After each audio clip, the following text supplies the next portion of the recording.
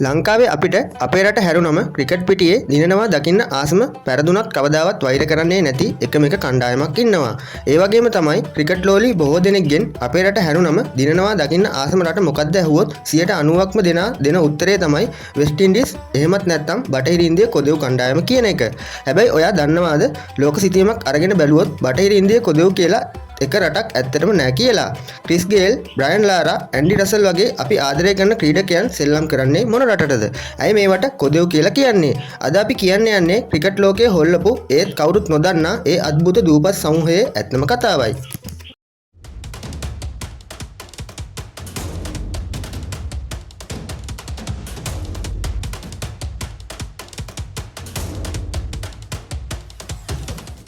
බටහිර ඉන්දිය කොදෙව් ක්‍රිකට් කණ්ඩායම එක තනි රටක් නියෝජනය කරලා ක්‍රීඩා කරනවා අපිට දකින්න ලැබුණට ඇත්තටම බටහිර ඉන්දිය කොදෙව් දූපත් කියන්නේ කැරිබියන් මුහුද සහ අට්ලාන්ටික් සාගරය අතර පිහිටලා තියෙන විශාල දූපත් සමූහයක්. ප්‍රධාන වශයෙන් මේ දූපත් සමූහය කොටස් තුනකට බෙදන්න පුළුවන්.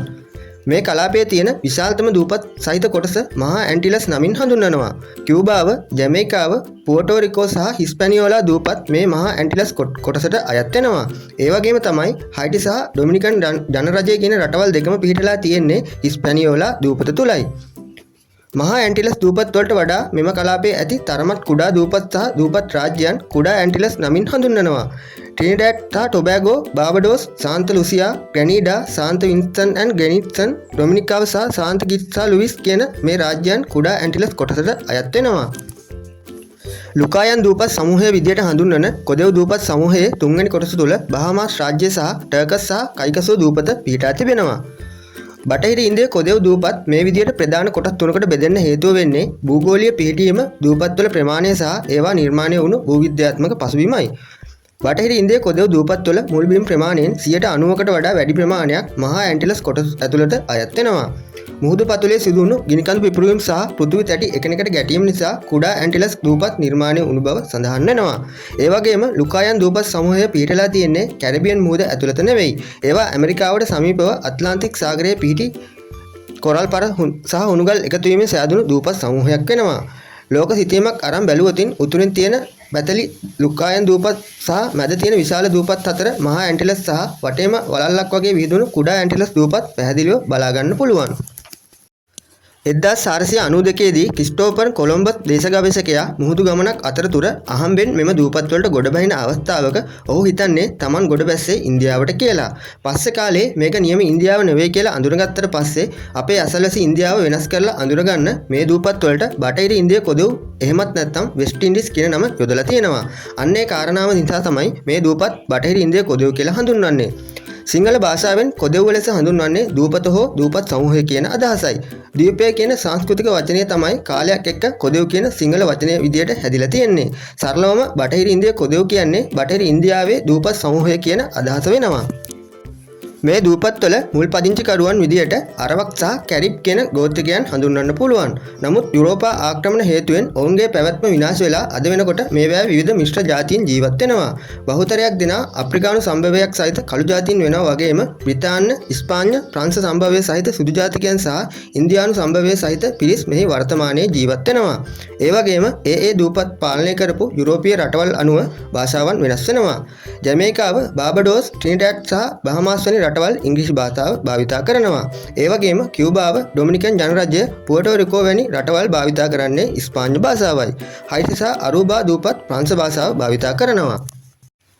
මේ දූපත්වල ආර්ථික තත්ත්වය දූපතෙන් දූපතට සෑහෙන වෙනස් එකක් විදියට දක්වන්න පුළුවන්.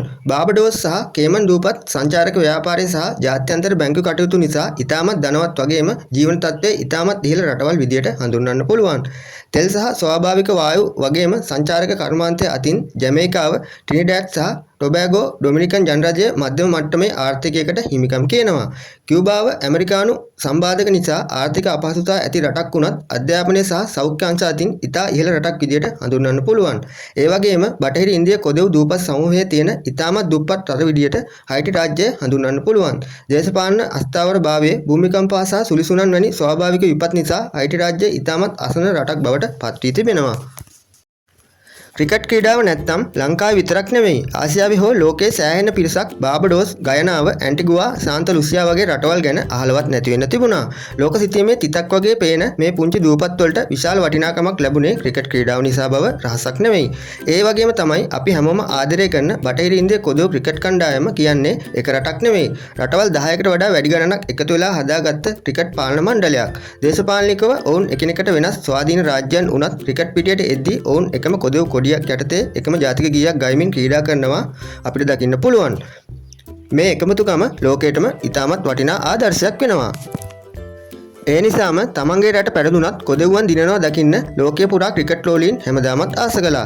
අදටත් කොදෙව් කණ්ඩායම තරගයක් දිනද්දී ලෝකයේ කොහේ හිටියත් ක්‍රිකට් රසිකයන්ගේ මූණට හිනාවක් එන්නේ අන්න ඒ නිසයි. අන්න ඒ නිහතමානී එකමුතුකම සහ පීඩනයක් නැතුව ක්‍රිකට් ක්‍රීඩාව විඳින ඔවුන්ගේ කැලිප්සෝ කලාව නිසා තමයි ලෝක සිතියමේ තිතක් වගේ තියෙන මේ පුංචි දූපත් ටිකට මුළු ලෝකයක්ම අදටත් ආදරය කරන්නේ. ඉතින් බටහිර ඉන්දිය කොදෝ කණ්ඩායමේ ඔයා ආසම ක්‍රීඩකයා කවුද කියලා පහලින් කමෙන්ට් කරගෙන යන්න. මේ වගේ රසවත් තොරතුරු හැමදාම දැනගන්න අපේ රහස් මාවත YouTube නාලිකාව subscribe කරලා අපිත් එක්ක එකතු වෙන්න කියන ගමන් අදට මේ වීඩියෝ එකෙන් සමුගන්නවා. ඔයාලා හැමෝටම සුබ දවසක්.